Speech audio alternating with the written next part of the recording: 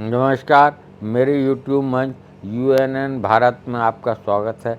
मैं हूं आपका मित्र आर.बी. उपाध्याय और आपसे गुजारिश चैनल को सब्सक्राइब करें, लाइक करें, शेयर करें। क्या आरएसएस ने मोदी का विकल्प ढूंढ लिया है? प्रश्न बड़ी तेज़ी से उठ रहा है।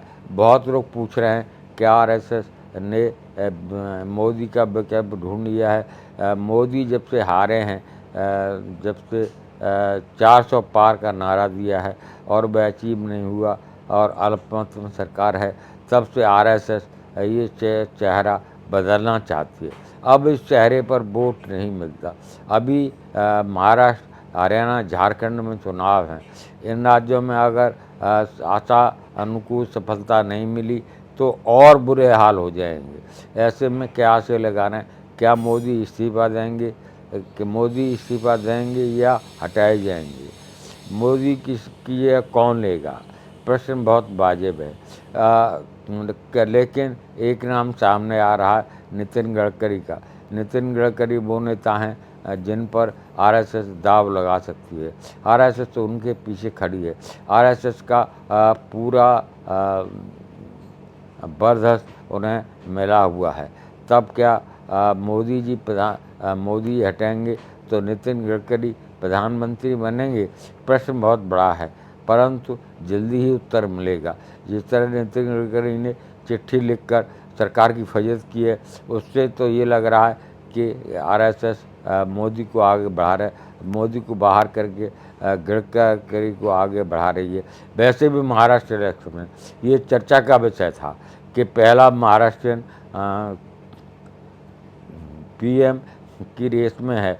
तो अगर ऐसा होता है तो वहाँ के सांसद किसी भी पार्टी का हो, नितिन गडकरी को सपोर्ट करेंगे।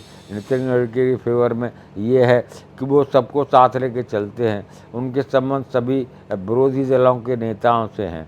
वो हमेशा सौहार्दपूर्ण वातावरण में बात करते हैं, जबकि मोदी जी घमंडी और अपने टूट में रहते हैं। वहीं राजनाथ सिंह शादी के लिए जाने जाते हैं।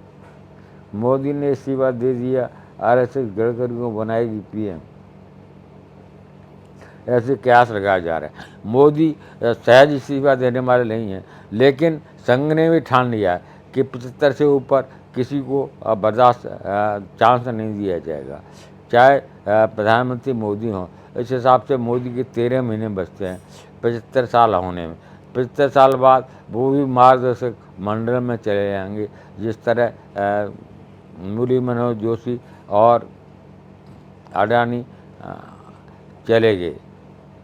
तो ये तय है कि आरएसएस का मोह भंग हो चुका है और मोदी ने आरएसएस को ठिकाने लगाने की कोशिश की। ये भूल गए कि लोकतंत्र में जनता ही मालिक होती है। जनता चाहे कुर्सी बैठाए, जनता चाहे उतार दे।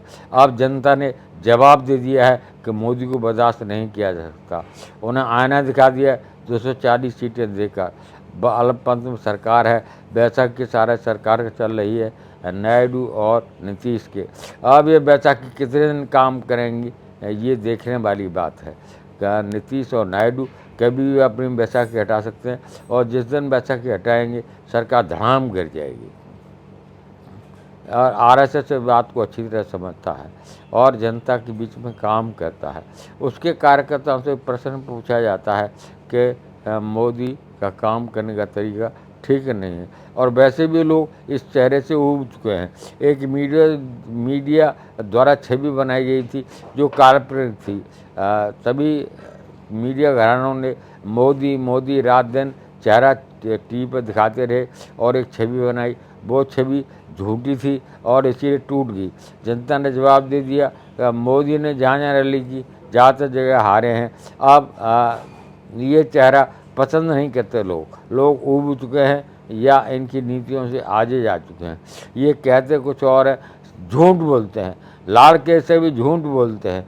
झूठ बोलते बाद में पकड़ा जाता है, लेकिन कोई किसी की हिम्मत नहीं कि उनको कह दे या करेक्ट कर दे। परंतु अब मोदी जी बुरे फंसे हैं। विपक्ष ताकतवर है। विपक्षी नेता राहुल गांधी भी आजकल तेवर में हैं और मोदी सामना नहीं कर पा रहे, इसीलिए संसद में नहीं आ रहे हैं। बजट सत्र में संसद में प्रधानमंत्री का न होना बहुत प्रश्न खड़े करता है और राहुल ने यहाँ तक कह दिया कि मेरे भाषण में मोदी जी कभी नहीं आएंगे। यानी मोदी की हिम्मत नहीं कि वो राहुल को फेस कर सके। क्यों, क्या कारण है? राहुल ज़मीनी नेता हैं, ज़मीन पर सुल्तानपुर गए तो वहाँ पब्लिक से मिले, वो पब्लिक से मिलते हैं, जबकि मोदी जी मन की बात करते हैं, पब्लिक से मिलते नहीं, पब्लिक की समस्या को नहीं सुनते, वो सिर्फ मन की बात में लगे रहते हैं और उनका चेहरा टेलीविज़न पर दिखाई देता है, वैसे नहीं। दोनों में जमीनी आसमान का फर्क है, राहुल में और मोदी में। मोदी अहंकारी घमंडी हैं, समाज को तोड़ना चाहते हैं, जबकि राहुल मोहब्बत की दुकान लगाकर समाज को जोड़ने का काम कर रहे हैं।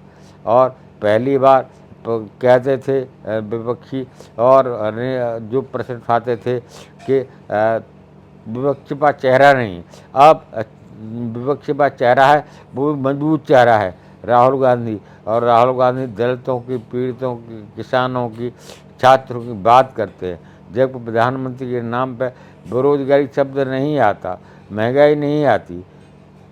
वो अपनी गलत बात को सही साबित करने की कोशिश करते हैं और यहीं से लोगों में गुस्सा बढ़ता है। एक तो गलत काम कर रहे हैं फिर उसको सही ठहरा दें, ये गलत बात है। जन धन खातों की बात करते हैं, उनमें मिनिमम पेमेंट यानी मिनिमम बैलेंस न होने के कारण करोड़ों रुपए बैंकों को राजस्व प्राप्त हुआ और वो गुणगान करते हैं कि हमने जनधन खाते खुलवाए। जनधन खाते कैसे लिए खुलवाए कि गरीब आदमी को लूटा जा सके? क्योंकि मिनिमम बैलेंस गरीब आदमी के पास कहाँ से रखने को आया? वो रोज़ कमाता रोज़ खाता है, उसके पास जमा करने को पैसा नहीं है। ऐसे में वो मिनिमम बैलेंस कहाँ से मेंटेन करेगा? तो बैंक पैसा काट रहे थे मिनिमम बैलेंस न रहने पर। करोड़ों रुपए बैंकों को आमदनी होती है इन खातों से। आप क्या राय से कमेंट करिए, आप कमेंट हमारा मार्गदर्शन करते हैं। पुनः आपको गुजारिश, चैनल को लाइक करें, सब्सक्राइब करें, शेयर करें। नमस्कार।